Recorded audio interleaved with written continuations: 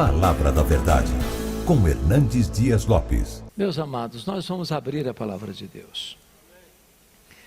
Evangelho de Cristo, conforme o registro de João, capítulo 21. João, capítulo 21, por favor. Faremos a leitura até o versículo 19.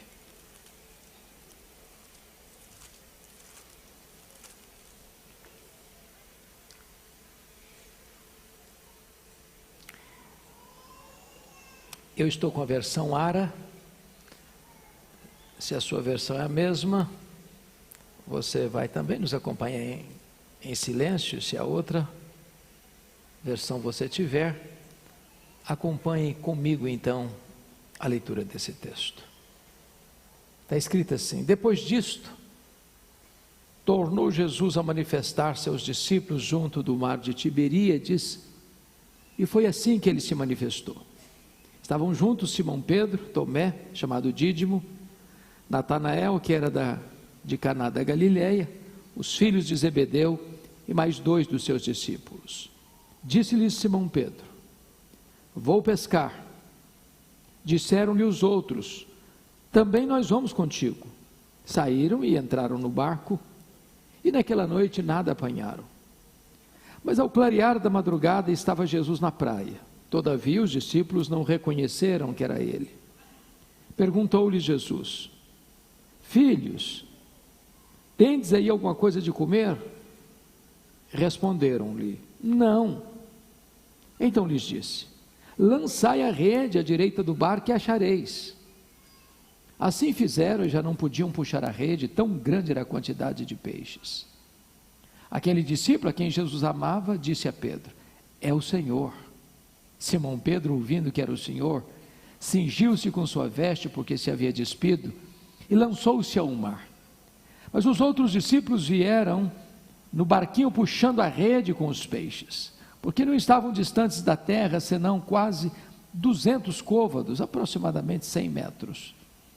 Ao saltarem em terra, viram ali umas brasas e em cima peixes, e havia também pão. Disse-lhes Jesus: trazei alguns dos peixes que acabastes de apanhar. Simão Pedro entrou no barco e arrastou a rede para a terra, cheia de 153 grandes peixes. E não obstante serem tantos, a rede não se rompeu. Disse-lhes Jesus: vinde, comei. Nenhum dos discípulos ousava perguntar-lhe: quem és tu? Porque sabiam que era o Senhor. Veio Jesus, tomou o pão e lhes deu, e de igual modo o peixe. E já era esta a terceira vez que Jesus se manifestava aos discípulos, depois de ressuscitado dentre os mortos. Depois de terem comido, perguntou Jesus a Simão Pedro: Simão, filho de João, amas-me mais do que estes outros? Ele respondeu: sim, Senhor, tu sabes que te amo. Ele lhe disse: apacenta os meus cordeiros. Tornou a perguntar-lhe pela segunda vez: Simão, filho de João, tu me amas? Ele lhe respondeu: sim, Senhor, tu sabes que te amo. Disse-lhe Jesus: pastorei as minhas ovelhas. Pela terceira vez Jesus lhe perguntou: Simão, filho de João, tu me amas? Pedro entristeceu-se por ele lhe ter dito pela terceira vez: tu me amas? E respondeu-lhe: Senhor, tu sabes todas as coisas, tu sabes que eu te amo. Jesus lhe disse: apacenta as minhas ovelhas. Em verdade te digo que quando eras mais moço, tu te cingias a ti mesmo, e andavas por onde querias. Quando, porém, fores velho, estenderás as mãos, e outro te cingirá e te levará para onde não queres. Disse isso para significar com que gênero de morte Pedro havia de glorificar a Deus. Depois de assim falar, acrescentou-lhe: segue-me. Amém. Eu quero pedir permissão a vocês para só voltar nesse texto na conclusão da minha fala. O meu propósito hoje é apresentar a vocês o apóstolo Pedro, aquele que foi discípulo, que foi apóstolo e o líder deles, aquele que Deus usou para abrir a porta do Evangelho para judeus e gentios, aquele que pregava e os corações se derretiam, orava pelos enfermos e eles eram curados, aquele que não se intimidou diante de ameaças, de açoites, de prisões, e não recuou mesmo diante do martírio. Quem é este homem? Este homem é mais do que um nome. Pedro é um emblema. Pedro é o retrato de quem somos. Aquele homem que sintetiza as nossas ambiguidades e contradições. Num dado momento, ele era ousado, corajoso, firme, como uma rocha. Na outra hora, tímido, covarde, que jogava por terra todas as suas convicções. Um homem que apresenta para nós avanços e recuos, subidas, escaladas e declínios. Num certo dia ele disse para Jesus: Tu és o Cristo, Filho do Deus vivo. Na mesma hora ele tenta afastar Jesus da cruz. Num dado momento ele disse: És tu, Senhor, manda-me ir ter contigo por sobre as águas. Em seguida olhou para a circunstância e começou a naufragar. Num determinado momento ele disse: ainda que todos te abandonem, eu jamais, por ti darei minha vida, estou pronto a ir contigo para a prisão e para a morte. Em seguida nega covardemente a Jesus 3 vezes. Esse é o Pedro. Esse sou eu. Esse é você. Pedro não é uma personagem que viveu há 2000 anos. Pedro está aqui nessa noite. Pedro mora debaixo da sua pele. O sangue de Pedro corre em suas veias. O coração de Pedro bate em seu coração. O coração de Pedro bate em seu peito. Nós somos Pedro. Portanto, aquilo que Jesus fez na vida de Pedro, Ele pode fazer na sua vida, na minha vida, na nossa vida nesta noite. Eu quero então apresentar a vocês o apóstolo Pedro. Um dos primeiros episódios que a Bíblia relata sobre ele está lá em Lucas capítulo 5. Ele era um pescador, empresário de pesca. E um dia Jesus estava ensinando à beira do mar da Galileia a uma grande multidão. O mar da Galileia, vocês sabem que é um lago de águas doces, o maior reservatório de águas doces do Oriente Médio, com 21 quilômetros de comprimento por 14 de largura, a 220 metros abaixo do nível do mar Mediterrâneo, encurralado por montanhas, do lado oriental as montanhas de Golã, do lado ocidental as montanhas da Galileia. E Jesus ensinando as multidões ali, Pedro e os seus colegas, depois de uma noite infrutífera de trabalho, lavavam as redes, porque nada tinham apanhado. E tem 2 barcos ancorados, um deles é o de Pedro, e Jesus disse para Pedro, entrou no barco do Pedro e disse assim: ô Pedro, afasta o barco da praia. E Jesus transforma aquele barco num púlpito, a água no veículo da sua voz, e ensina a multidão. Depois Jesus disse para Pedro assim: ô Pedro, faze-te ao largo, vá para o fundo, lançai as redes. E o Pedro, que era um pescador profissional, disse: Jesus, desse negócio aqui eu entendo, nessa área aqui eu sou profissional, o mar não dá para peixe, trabalhamos a noite inteira, não pegamos nada. Mas de repente um lampejo de fé acendeu-lhe na alma, e ele disse: mas sob a tua palavra eu lançaria as redes. Quando ele lança as redes, um cardume começa a pular nas redes, as redes começam a se romper, o barco que Pedro está não consegue reter todo o produto da pesca milagrosa, o outro barco precisa vir, e quando Pedro percebe que não está apenas diante de um dia de sorte, mas de um milagre extraordinário, ele larga para lá o barco, ele larga para lá as redes, ele larga para lá os peixes, ele nada na direção de Jesus, e diz: Senhor, afasta-te de mim, vai embora de mim, eu sou um pecador. E Jesus diz: não temas, a partir de hoje eu farei de ti um pescador de homens.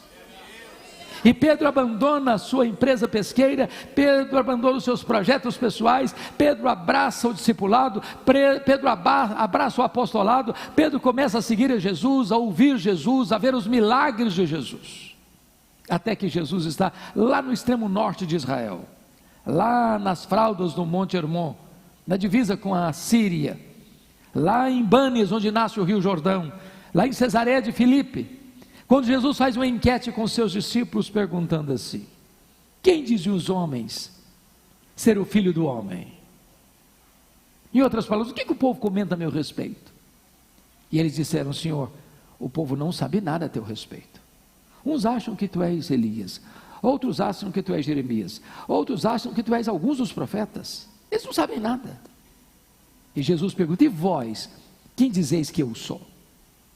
E Pedro, que era um líder, que não suportava que ninguém falasse na frente dele, respondeu pelo grupo: tu és o Cristo, o Filho do Deus vivo. Talvez até aguardando um elogio de Jesus: parabéns, Pedro, você é um homem muito inteligente, você é um homem muito antenado, você tem um apurado discernimento, parabéns.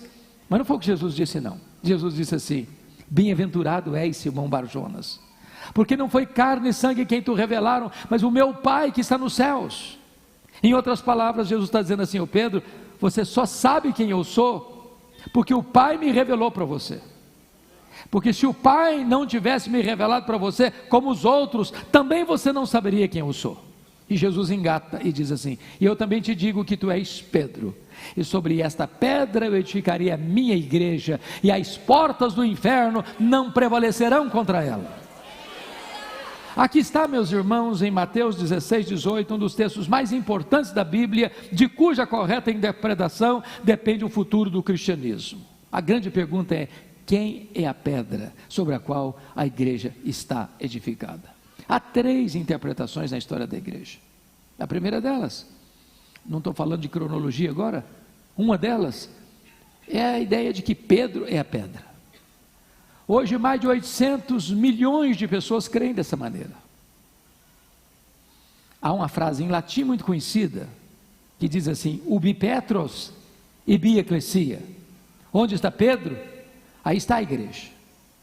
A segunda interpretação é que a pedra sobre a qual a igreja está edificada é a declaração de fé: tu és o Cristo, o Filho do Deus vivo. Mas a terceira interpretação, e eu acho que todos nós aqui, se não a maioria de nós, subscreve a terceira interpretação, é que o próprio Cristo é a pedra sobre a qual a igreja está edificada. E o texto nos leva a esta conclusão, se não vejamos. Na língua grega que foi escrito esse texto, há uma espécie de trocadilho entre a palavra pedra e a palavra Pedro. Pedra no grego é Petra, Pedro no grego é Petros.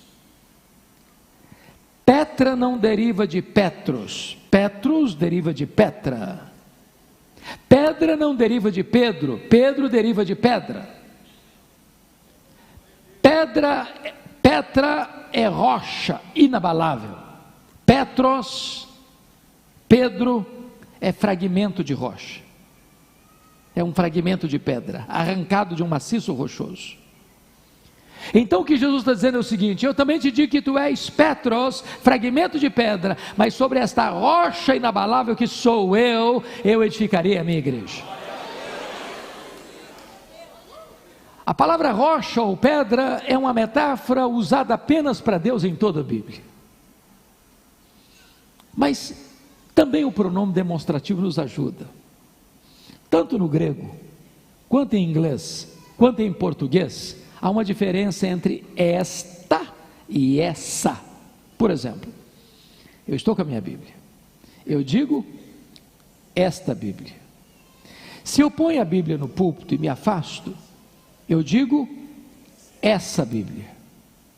Se Jesus tivesse a intenção de dizer que Pedro era a pedra sobre a qual a igreja estaria edificada, ele teria dito: eu também te digo que tu és Petros, e sobre essa pedra eu edificarei minha igreja. Mas não foi o que ele disse. Eu também te digo que tu és Petros, fragmento de pedra, mas sobre esta pedra, sobre esta rocha que sou eu edificarei minha igreja. Então Jesus está falando de 4 coisas aqui. Primeiro, Jesus é o fundamento da igreja. Pedro entendeu isso quando pregou em Jerusalém. Ele não diz eu sou a pedra, ele diz que Jesus é a pedra. Ele falou a mesma coisa quando escreveu a primeira carta no final da sua vida, afirmando que Jesus é esta pedra, o fundamento da igreja. O apóstolo Paulo, concordando com isso, diz que ninguém pode lançar outro fundamento além daquele que já foi posto, o qual é Cristo Jesus nosso Senhor. Jesus é o fundamento da igreja. Segundo, Jesus é o dono da igreja. Ele diz: eu edificarei a minha igreja. A igreja não é sua, a igreja não é minha, a igreja não é nossa, a igreja tem dono, e o dono da igreja tem marcas de cravos em suas mãos. Ele não a comprou com ouro nem com prata, ele a comprou com o seu próprio sangue. Terceiro, Jesus é o edificador da igreja. Ele diz: eu edificarei a minha igreja. Quem edifica a igreja não é você, nem eu, nem nós, é Ele, porque tudo provém dEle. Ele é quem dá o arrependimento para a vida, é Ele quem dá a fé salvadora, é dEle que vem a regeneração pela obra do Espírito Santo. É Ele quem justifica, é Ele quem sela com o Espírito Santo, é Ele quem batiza você no corpo de Cristo pelo Espírito, é Ele quem santifica, é Ele quem glorifica, é Ele quem dá poder. Tudo provém dEle, para que a glória só pertença a Ele. É Ele quem está edificando a sua igreja. Nós poderíamos usar todo o nosso conhecimento, toda a nossa metodologia, toda a nossa capacitação, e pelo nosso empenho e força, nós não produzimos sequer um convertido na terra. O fato de você estar aqui nesta noite é uma prova de que Deus fez um milagre na sua vida, porque o Senhor Jesus está edificando a sua igreja. Em quarto lugar, Jesus é o protetor da igreja. Ele diz: e as portas do inferno não prevalecerão contra ela. Não importa se vem perseguição, não importa se tem tribulação, não importa se a situação é amarga e difícil, não importa a circunstância, não importa o que vem na história, o Senhor Jesus guarda a sua igreja. Aquele que morreu por ela é aquele que a protege. Não importa o futuro, a igreja está nas mãos daquele que governa os céus e a terra. Agora notem, logo que Jesus deixa isso claro para os seus discípulos, pela primeira vez, Jesus abre para eles algo que não tinha aberto até então, e diz assim: é necessário que eu suba para Jerusalém, seja entregue nas mãos dos principais sacerdotes e escribas, para ser crucificado, para ressuscitar ao terceiro dia. O mesmo Pedro que acabara de declarar: tu és o Cristo, o Filho do Deus vivo, chama Jesus da parte de: vem cá, Jesus, vem cá um pouquinho, vem cá um pouquinho. E passou a repreender a Jesus. Tem compaixão de ti, Jesus. Que ideia é essa? Larga a mão desses pensamentos soturnos, larga a mão desses pensamentos de morte, pensa melhor, pensa em vida. E Jesus olha para ele e diz: arreda, Satanás, és para mim causa de tropeço, não cogitas as coisas de Deus, apenas as coisas dos homens. Preste atenção nisso. Se Pedro fosse o fundamento da igreja, a igreja estaria edificada sobre areia movediça, mas bendito seja Deus, a igreja está edificada sobre a rocha que não se abala.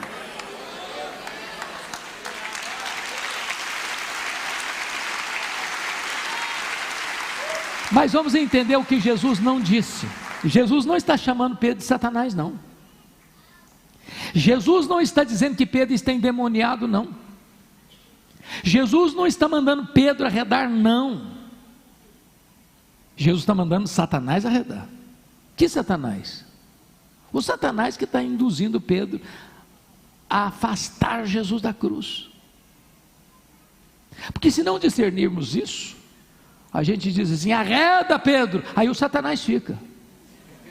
Não, quem tem que arredar é Satanás. Pedro fica, Pedro é discípulo, em Pedro Jesus vai continuar investindo.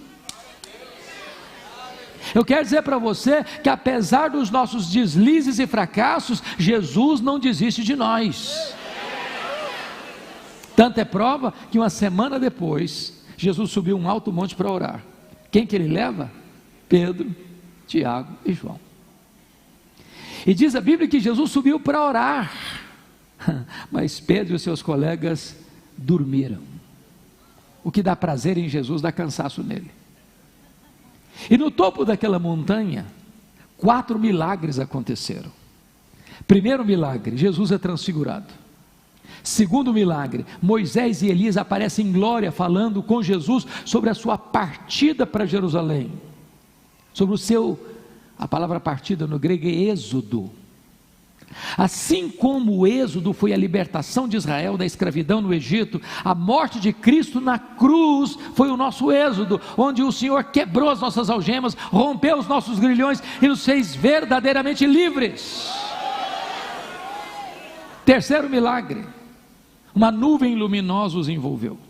Quarto milagre, de dentro da nuvem vem uma voz divina dizendo: este é o meu filho, o meu eleito, a ele ouvi.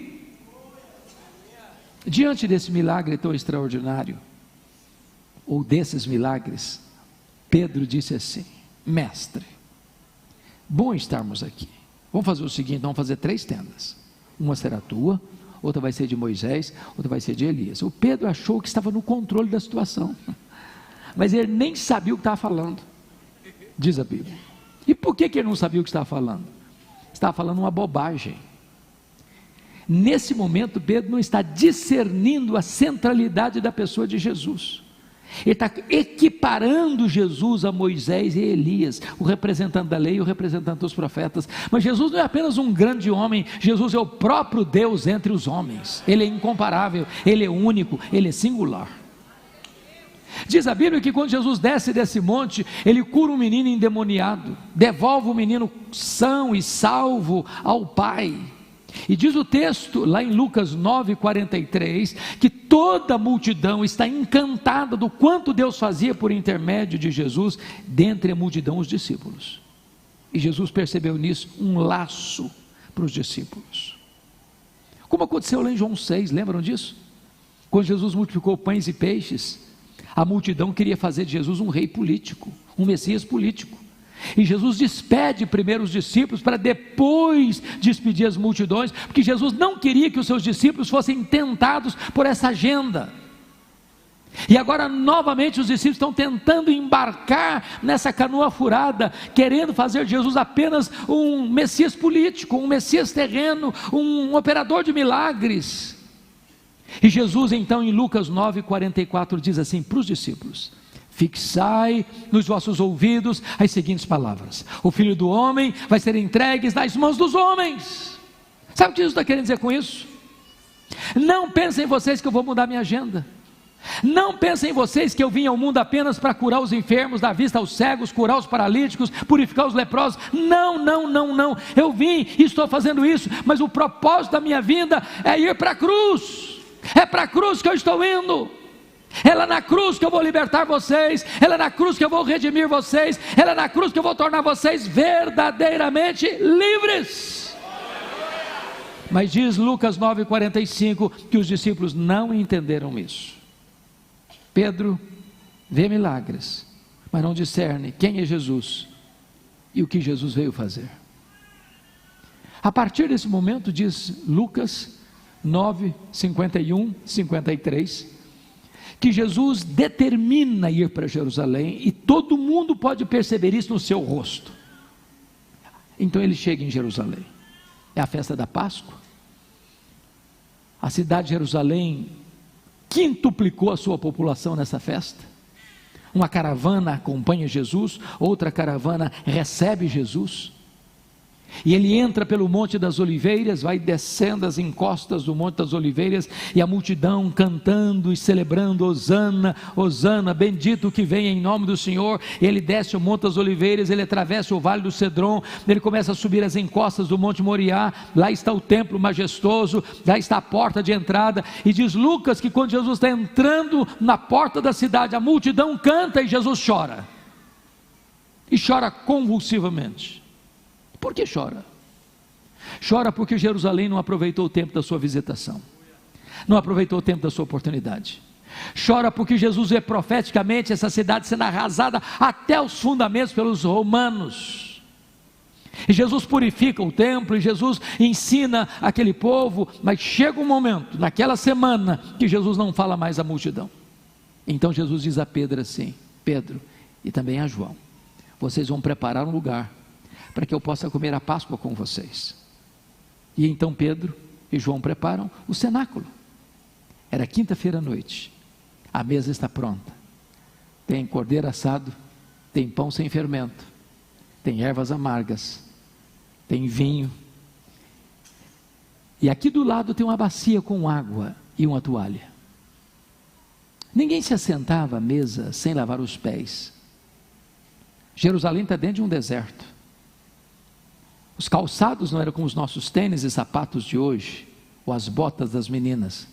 Eram sandálias de couro cru, abertas, os pés empoeirados, e as mesas não eram altas como as nossas, onde você enfia o pé debaixo da mesa e esconde o que está acontecendo. Eram mesas baixas, os pés ficavam expostos. Mas esse papel de lavar os pés era um papel de um escravo. Eles eram muito orgulhosos para lavar os pés uns dos outros, ou mesmo para lavar os próprios pés, e eles se assentaram à mesa sem lavar os pés. E o papo que rolou na mesa foi esse: quem de nós é o mais importante? Quem de nós tem mais projeção? Quem de nós tem primazia? E eles estão na feira das vaidades, quando Jesus está antenado com a cruz, com o sacrifício. Então Jesus se levanta da mesa, os choca, não com palavras, mas com atitudes. Vai lá, se cinge com a toalha, pega a bacia e começa a lavar os pés dos discípulos. Imagina o tapa de luva, o constrangimento. Jesus lavando os pés de Tomé, de Judas Iscariotes, de Mateus. Aí Jesus chega diante de Pedro. Pedro fica imaginando, arregalou os olhos, perplexo, chocado, e pergunta: tu me lavarás os pés a mim? Jesus respondeu: o que eu faço agora tu não entendes, entendê-lo-ás depois. Aí o Pedro radicalizou: nunca me lavarás os pés. Não, eu não vou permitir que tu te humilhes a esse ponto de se tornar um escravo. Não, esse papel eu não vou permitir. O senhor não vai lavar meus pés? Não, de jeito nenhum.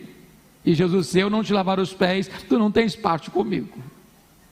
Aí o Pedro, que era 880, diz: então o senhor lava os pés, o senhor lava as mãos, o senhor lava a cabeça, o senhor me dá um banho de uma vez. Aí Jesus: não, Pedro, agora é você que não está entendendo. Todos vocês já estão limpos, exceto um. E Jesus está se referindo a Judas Iscariotes. E o que ele está querendo dizer com isso?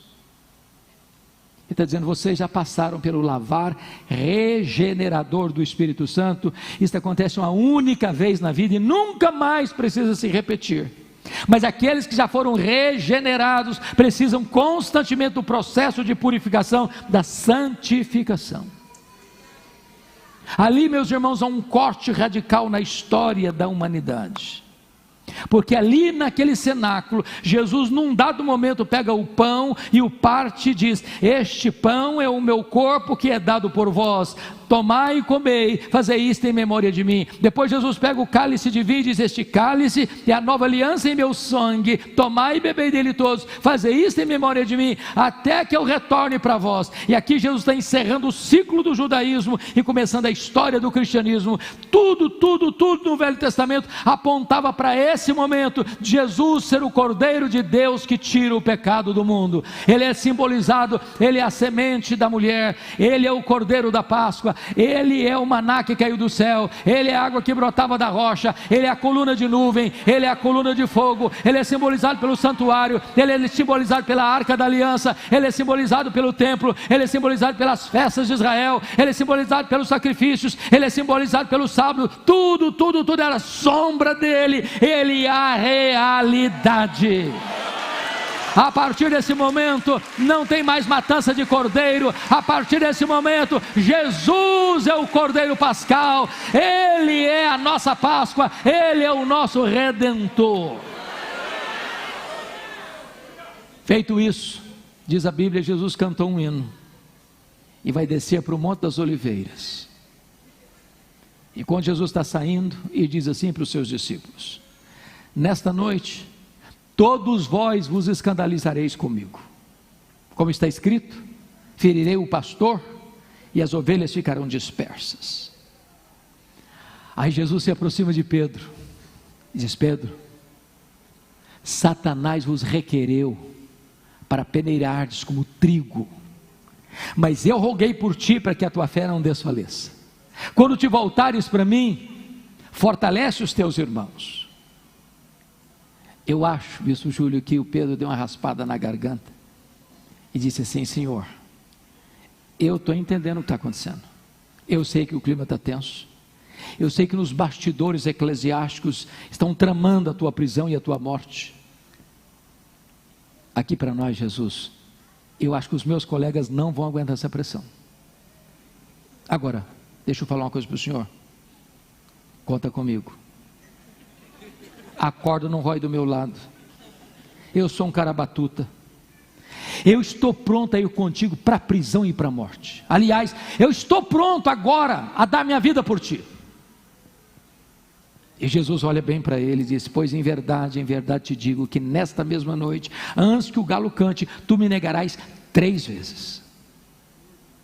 Acho que o Pedrão calou. Continuaram descendo o Monte Sião, atravessaram o Vale do Cedron, mergulharam nas fraldas do Monte das Oliveiras, onde tinha uma prensa de azeite, chamado Jardim do Getsêmani, onde Jesus costumava orar. Aí Jesus chega ali, deixa 8 discípulos para trás, Judas não está mais entre eles, chama Pedro, Tiago e João e diz: vocês vêm comigo. Quando Jesus ficou sozinho com esses 3, Jesus abre o coração para eles e diz assim: a minha alma está profundamente triste até a morte, ficai comigo, vigiai comigo. E Jesus avança sozinho para o interior do jardim, e Jesus, o Criador do universo, o Rei da glória, prostra com o rosto no chão, e diz Hebreus 5,7 que ele oferece forte clamor e lágrimas àquele que poderia libertá-lo da morte. E ele ora e ele chora, e ele ora e ele chora, ele diz: Pai, se possível, passe de mim este cálice sem que eu beba, se não seja feita a tua vontade. Quando ele volta para Pedro, Tiago e João, eles estão dormindo, e Jesus não acorda os 3, não, acorda só Pedro.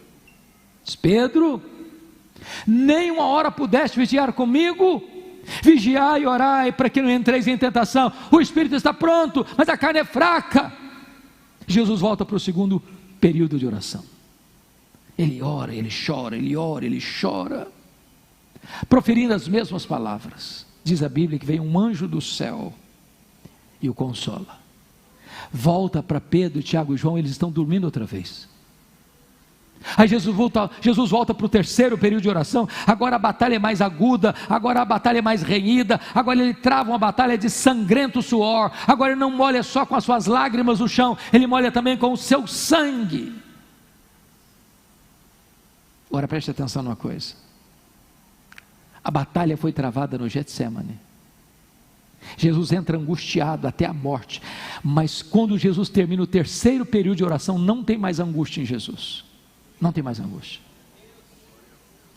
Quando ele se levanta, ele vai lá acordar Pedro, Tiago e João, diz: acordai, vamos-nos, o inimigo se aproxima. O Pedro pega a espada, decepa a orelha do Malco. Jesus: guarda essa espada, Pedro, se eu precisasse desse tipo de ajuda, eu rogaria ao Pai, ele me mandaria mais de 12 legiões de anjos, mais de 72 mil anjos. Mas quando a turba chega armada até os dentes, liderada por Judas Iscariotes, é Jesus quem se apresenta e pergunta: a quem buscais? A Jesus o Nazareno. Pois sou eu. E caíram por terra. A partir de agora, Jesus é levado ao sinédrio judaico, e ele é cuspido e ele é esbordoado, está firme como uma rocha. Depois ele é levado ao governador romano. Quem está em polvorosa é o juiz, é o governador. Jesus está firme como uma rocha. A partir daqui ele sai caminhando, carregando lenho maldito sobre as ruas, nas ruas apinhadas de Jerusalém. As mulheres choram, e Jesus pergunta para elas: por que vocês estão chorando? Chorem por vocês, chorem pelos filhos de vocês, não chorem por mim. A partir de agora, Jesus é pregado na cruz e ele transforma aquele patíbulo de horror num palco para a glória de Deus e num instrumento para a nossa salvação. Ali ele profere palavras benditas, quando ele diz: Pai, perdoa-lhes, porque não sabem o que fazem. Quando ele diz para o ladrão arrependido: hoje mesmo estarás comigo no paraíso. Quando ele diz para sua mãe: mulher, eis aí o teu filho, filho, eis aí a tua mãe. Quando ele diz para o pai: Pai, Deus meu, por que me desamparaste? Quando ele diz: tenho sede, mas ele diz na sexta palavra: está consumado. Nas tuas mãos, Pai, eu entrego o meu espírito. Não tem mais angústia.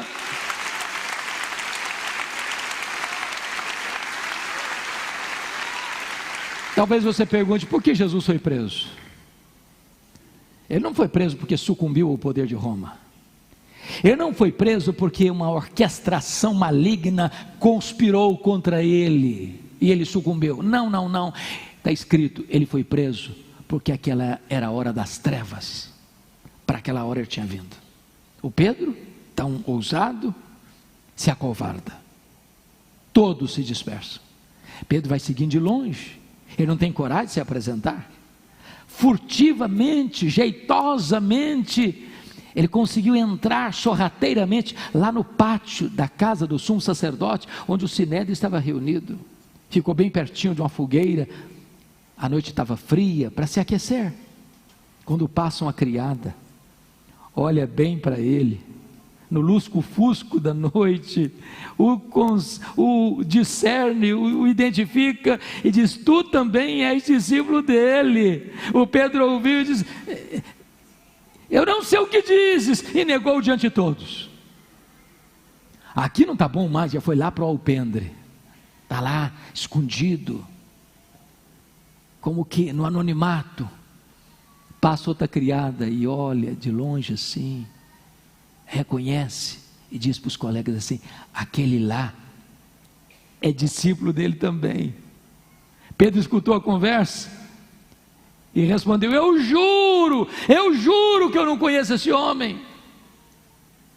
Daqui a pouquinho chegaram alguns homens, talvez até aqueles que prenderam Jesus, e chega bem perto dele e falou: esse sotaque seu nortista é em disfarçar, você é galileu, você é discípulo dele sim. E agora ele não apenas nega, ele agora não apenas jura, ele agora pragueja, ele agora blasfema, agora ele fala palavrões, diz: eu não sei quem é este homem, eu não sei quem é este homem. E nesse momento o galo cantou, e Jesus cravou nele o seu olhar. Ele caiu em si, desatou a chorar e saiu dali chorando amargamente, talvez chutando as pedras no meio daqueles olivais naquela noite tenebrosa da alma. Naquela sexta-feira, naquela quinta-feira à noite, Jesus foi cuspido, esbordoado, acusado pelo sinédrio de blasfêmia contra Deus e de conspiração contra César, e Pedro não estava lá.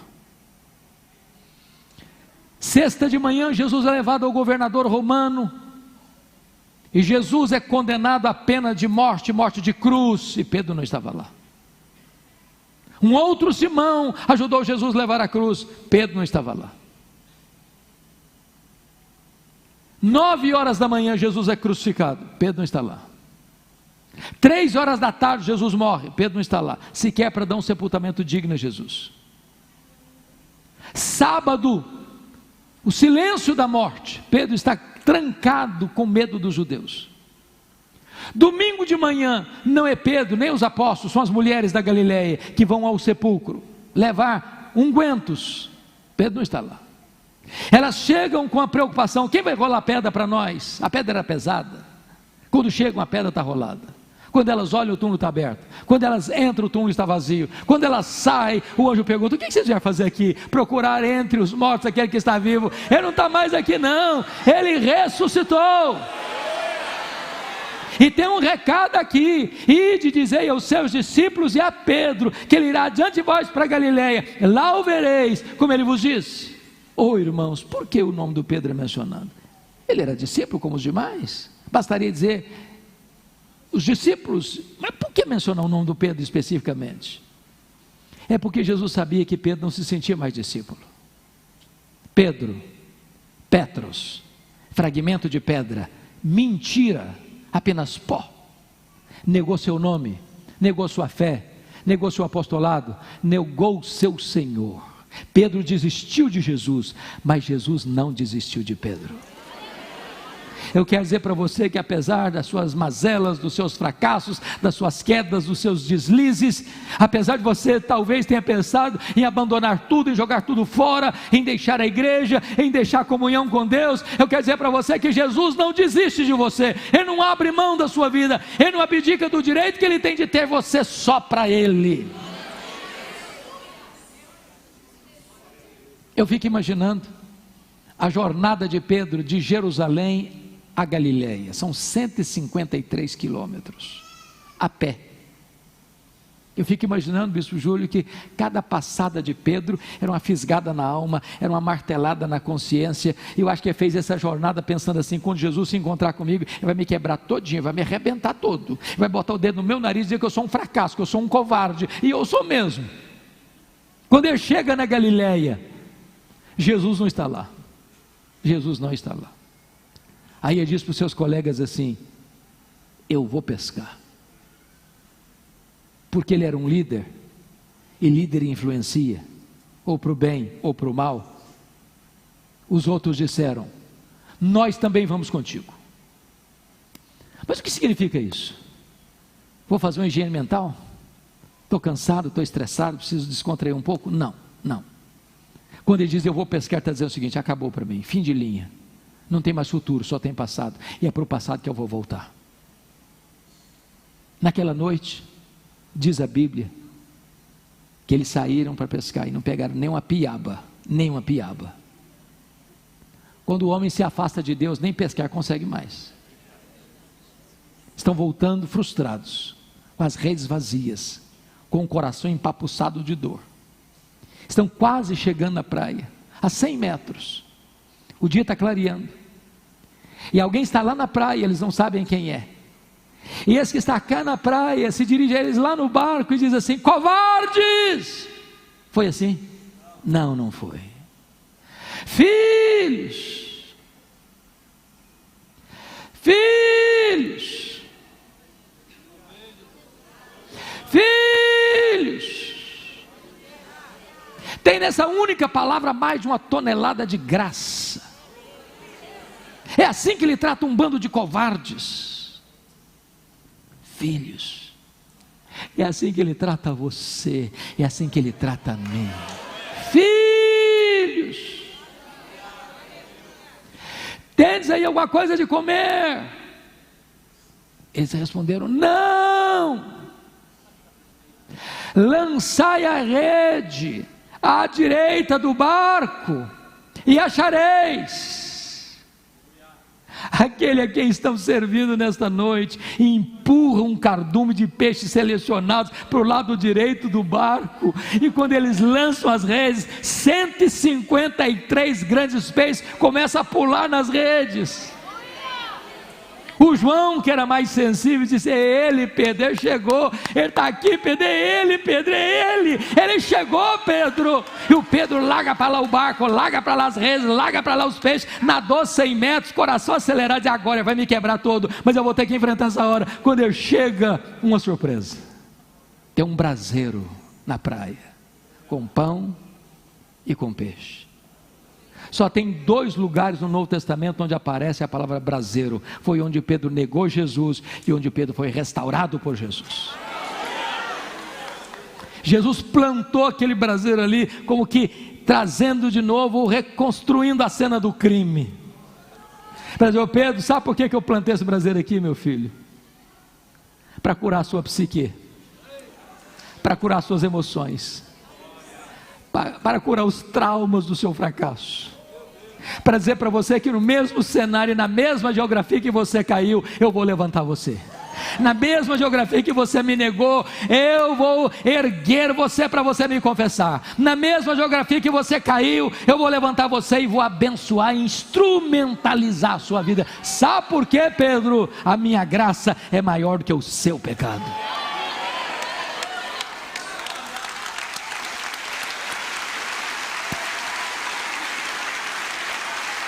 Depois que Jesus alimentou os seus discípulos, agora ele chama Pedro e faz uma pergunta: Simão, filho de João, tu me amas mais do que estes outros? Uai, Jesus, eu não estou te entendendo. Não basta eu amar-te igual aos outros?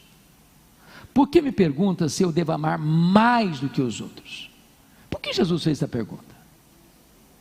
Porque lá atrás o Pedro havia dito assim: ainda que todos te abandonem, eu jamais. Sabe o que Pedro tinha dito lá atrás? Senhor, eu sou melhor que os outros, eu sou mais crente que os outros, eu sou mais leal do que os outros, eu te amo mais do que os outros. O que Jesus está perguntando para Pedro é o seguinte: ô Pedro, você ainda pensa a mesma coisa a seu respeito? Você ainda acha mesmo que você é melhor que os outros? Que você é mais crente que os outros? Você ainda sustenta que você é melhor mesmo do que os outros, Pedro? Sim, Senhor, tu sabes que eu te amo, então apacenta os meus cordeiros. Aí Jesus pergunta a segunda vez, agora não pergunta se ama mais não, só pergunta se ama. Pedro, Simão, filho de João, tu me amas? Sim, Senhor, tu sabes que eu te amo, então pastoreia as minhas ovelhas. Aí Jesus perguntou a terceira vez: Simão, filho de João, tu me amas? Aí Pedro se entristeceu e respondeu: Senhor, tu sabes todas as coisas, tu sabes que eu te amo, então apacenta as minhas ovelhas. Por que Jesus perguntou 3 vezes? Claro, porque 3 vezes Pedro negou Jesus. Mas o que significa isso? O que Jesus está dizendo para Pedro é o seguinte: ô Pedro, você caiu a primeira vez? Pois é, Pedro, a minha graça é suficiente. Ô Pedro, você tropeçou na segunda vez? Então Pedro quer dizer para você que a minha graça é suficiente. Ô Pedro, você fracassou a terceira vez? Então Pedro quer dizer para você que a minha graça é suficiente. Aleluia. Se eu pudesse colocar isso em termos de um jogo, narrando um jogo, eu faria a seguinte narrativa: Pedro negou Jesus a primeira vez, está perdendo de 1-0. Pedro negou Jesus a segunda vez, está perdendo de 2-0. Pedro negou a terceira vez, está perdendo de 3-0. Aí Jesus restaura Pedro dizendo: tu me amas? Sim, Senhor. 3-1. Pedro, tu me amas segunda vez? Sim, Senhor. 3-2. Pedro, tu me amas? Sim, Senhor. Terceira vez, 3-3. Pedro, segue-me. 4-3 para a restauração. Deus muda o placar do jogo, Deus vira a mesa da história, Deus levanta esse homem caído.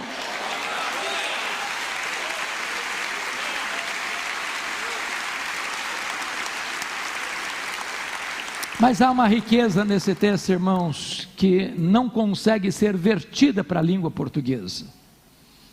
Vocês sabem que o grego, a língua que foi escrita esse texto, tem 4 palavras distintas para amor: eros, storge, filia e ágape. O amor ágape é o amor sacrificial, aquele amor que dá a vida pelo outro. O amor filia é o amor da amizade: eu gosto de você. Quando Jesus perguntou para Pedro a primeira vez: Simão, filho de João, tu me amas? Jesus usou o verbo agapau. Jesus fez a seguinte pergunta: Petros, agapas-me? Tu me amas com amor agape? Tu me amas a ponto de dares tua vida por mim, morreres por mim? Pedro não respondeu essa pergunta. O que Pedro respondeu foi o seguinte: não, Senhor, amor ágape eu não tenho.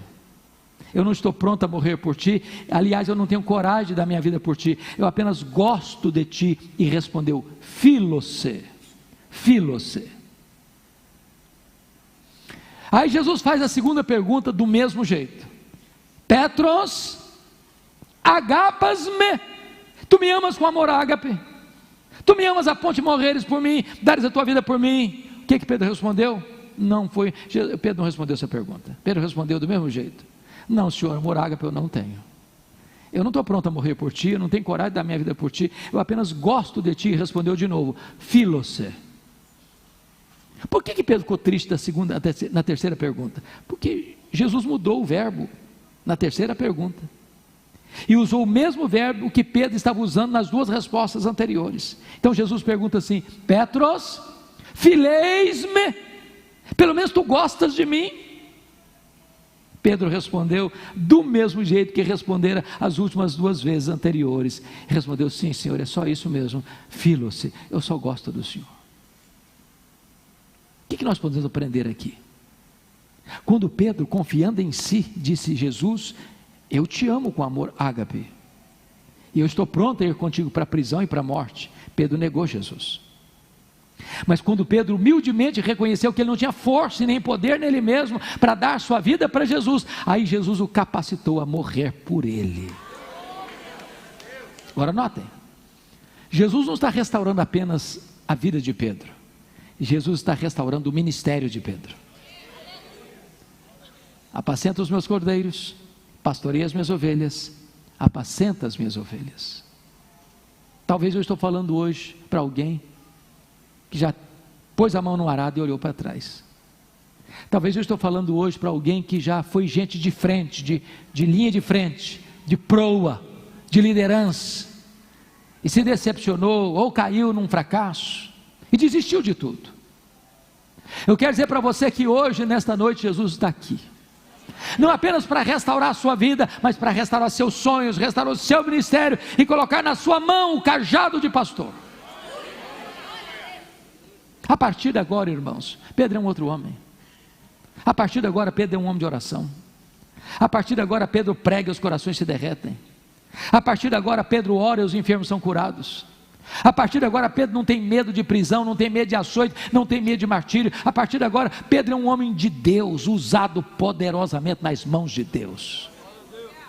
E é nessa conjuntura que Jesus vai dizer uma coisa para Pedro: ô Pedro, você se lembra daquele dia que você prometeu dar a sua vida por mim? Sim, Senhor, me lembro. Pois é, Pedro, esse dia vai chegar. Não é agora não, é quando você ficar velho. Agora você é um cara jovem, você vai para onde você quer, você vai para lá, vai para cá.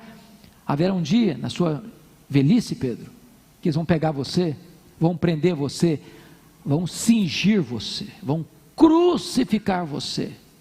E com esse gênero de morte, Pedro, você vai glorificar a Deus. E depois de explicar isso para Pedro, Jesus diz assim: segue-me.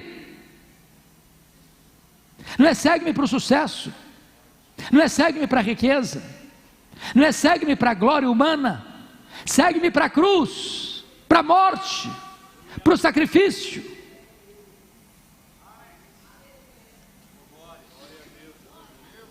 Bispo Júlio, eu acho que se não for a graça de Deus, o Pedro seria internado numa clínica psiquiátrica.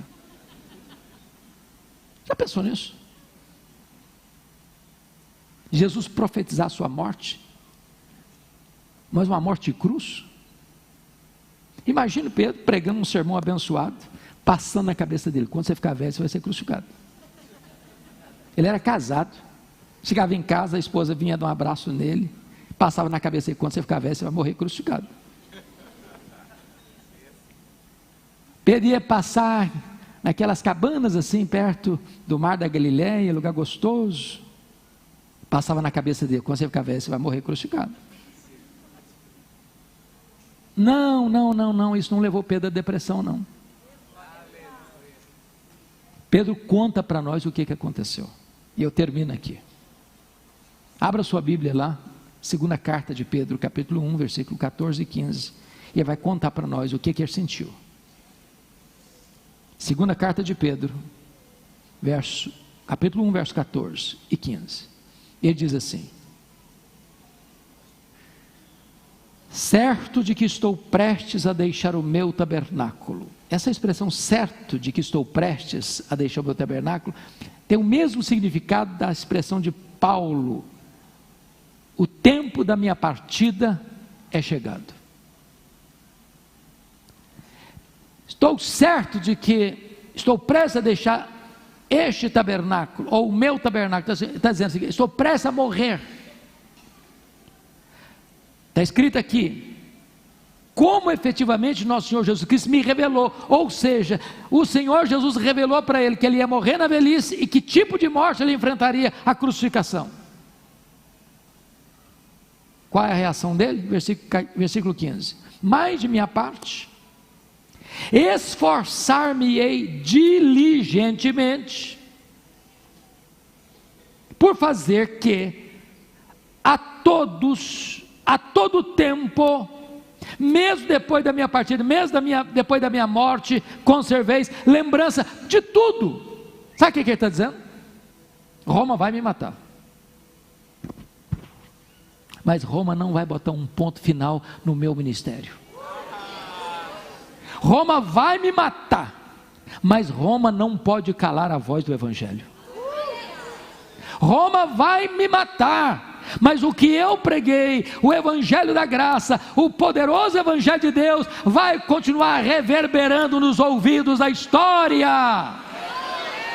Irmãos amados, o que é importante não é o evangelista, é o evangelho, não é o obreiro, é a obra. Deus sepulta os seus obreiros, mas a obra de Deus continua, a obra de Deus continua, a obra de Deus continua, e ninguém pode parar a obra de Deus.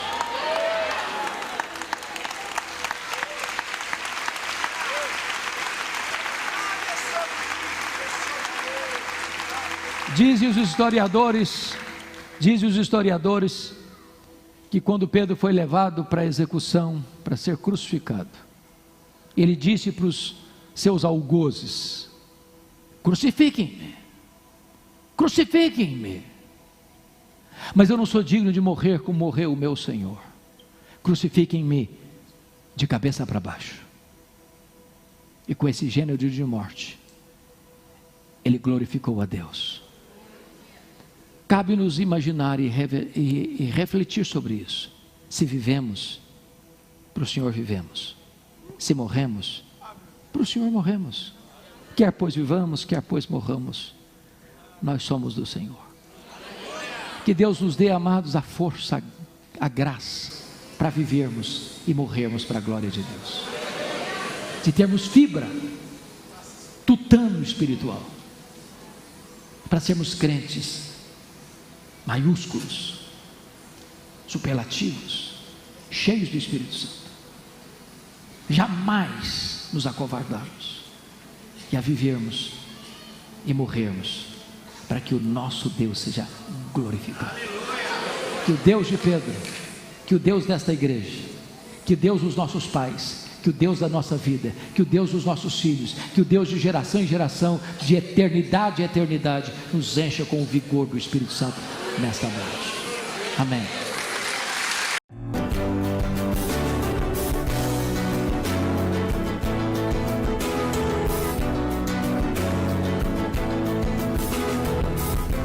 Palavra da Verdade, com Hernandes Dias Lopes.